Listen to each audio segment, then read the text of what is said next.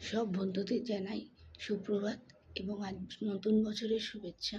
তোমরাও সবাই ভালো থাকো।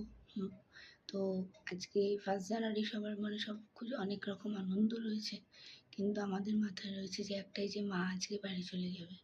তো ভাবলাম সকালটা আজকে পর্যন্ত মাকে দিয়েই শুরু করি। আশা করি, জানি না তোমাদের কতটা ভালো লাগছে।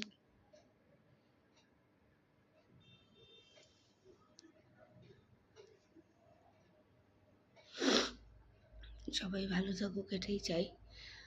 মা যেন যেতে যেতে সবার খুব মঙ্গল করে। 2024 যেভাবেই আমরা কাটাই না কেন, 2025টা আজকে 2025 বছরের নতুন, একদম নতুন বছর, নতুন দিন, নতুন সময়, সব কিছুই নতুন।